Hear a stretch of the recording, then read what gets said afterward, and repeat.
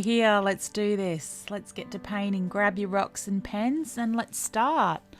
So today we're going to do a cute little penguin, and I've got a blue.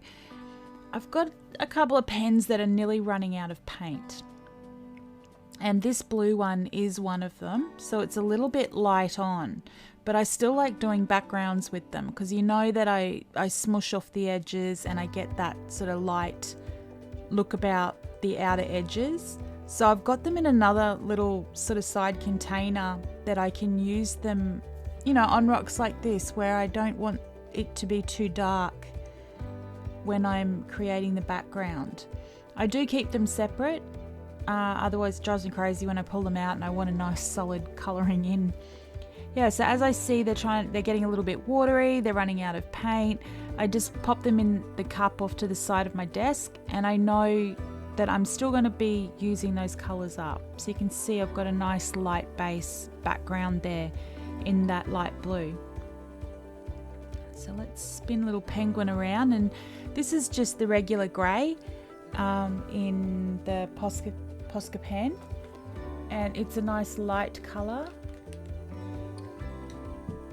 And because Posca has another couple of greys in the darker shade, I can come and do some shading with a darker grey a little bit later on in the rock.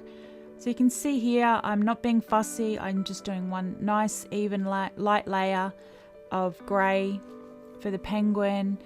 You don't want to go too thick at this point, like that. We discuss that every single rock, and I'm probably going to discuss it every single rock in the future as well. Is just so many people go so thick on that first layer, and all that does to your rock is create this big thick layer that's very top heavy, and it's so easy just to crack and peel it off the rock. No amount of sealer is going to hold it onto the rock if it's repelling off the rock. So keeping it nice and light is the trick. Even on the white, a lot of people say, oh, but it's still see-through on the first layer. It's okay, just do one layer, come back and do your second layer. And then I'm hearing a lot, and a couple of people sharing in comments at the moment is they're like, but I've done 5 layers and it's still see-through and it's not giving coverage. And if that's happening to you, I'd really readdress the brand of paint that you're using, or paint pen. So there's my water and paintbrush, and I'm just going to come over and do the shading now, because we've got what I did in between, and it's just so boring. Well, I think it's quite boring just watching me colour in. So I tend to cut the second layer out. So when you saw me coming in and doing that first layer, by the time I'm finished creating the first layer, it's dry enough for me just to repeat the process and add the second layer, which is what you see here. So the coverage we've got here is 2 thin layers. And now I'm just grabbing, wetting my paintbrush, the same trick that I do every single day. Dip the paintbrush, dab it on a bit of microfiber cloth at the top of my mat, and touch on the top of my paint pen and pick up some colour and just smush that in. And it just gives that bit of shading, gives a little bit of depth, and you just want the darker colour around the main object. So you can see why I didn't need to go too thick with my light blue, because I knew I was going to shade it in with a bit of darker blue. And I'm just too much dark blue, I'm just going back with my light blue. So I just play around and smush out my colours this way. Dot some more colour straight onto the rock and let that dry in place. You don't want to keep wiping away too much of the colour while it's still wet. Okay, give some smush. I think it's fuchsia, maybe red wine. I don't really know what the colour's called. I'm not very good remembering all the names. Fuchsia, there we go. And see, I'm just laying that darker line right down on the edge. So I smushed it out and smushed it across the balloon, but I just left that darker edge to it there. And now I've just picked up the darker grey And we're just going to sort of smush that around as well. And that's just a little bit of shadow that's throwing on his body, which his foot's throwing some shadow up on the body. And what are penguins' arms called? Flippers? Anyway, they're throwing some shadow as well. And we just get the little bit of water and just smush that around. I'm not too fussy with how I do it. You know that.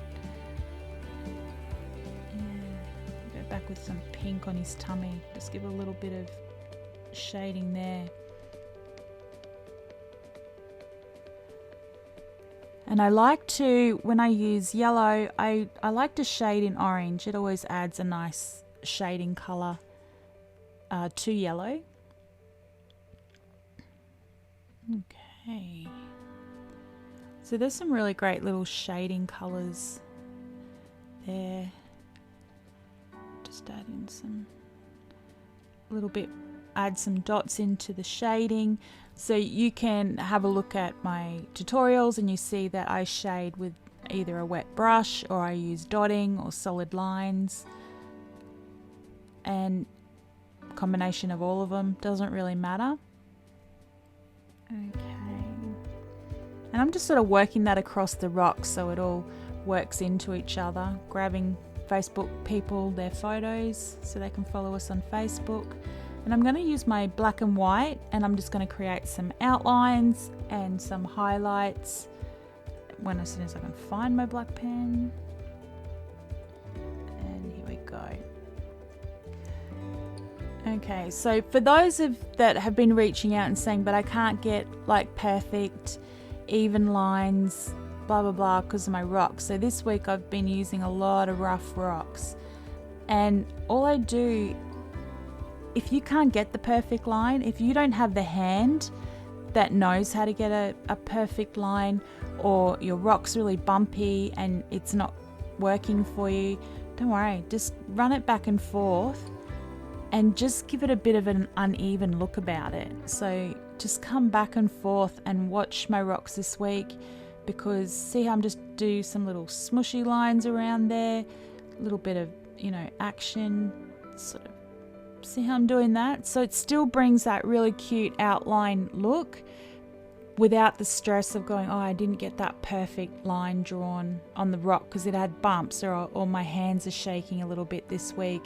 Just work with it. Absolutely work with it. Those that know me know I have arthritis, and you can see it in my fingers as I paint. So some days, my fingers are cold, and like I'm sure not all of you, but some of you have the same problem. So I can't get the even lines all the time either. But I just work with this really rough, sort of adds to fur, just adds personality. Some dots and dashes, and there's nothing wrong with that little penguin. She's just as cute as one with a perfect straight line. Some little movement lines going up the string. And see, I'm really trying to purposely show you that giving that uneven look still makes a perfect little rock. Okay. Yeah, see, it's turning out just as sweet, and that's just that scribbly look to it all. Yeah, so work with it. Don't work against it. It's just still turns out so perfect, and know that somebody out there is going to love your little rock anyway. And I'm just going to add in some little dots and dashes for a little bit of the highlights that from the sun shining down, and that's it. So I hope that you're going to join us on Facebook today and show us your little penguins, and you'll find us at Reef Rocks Free Workshops.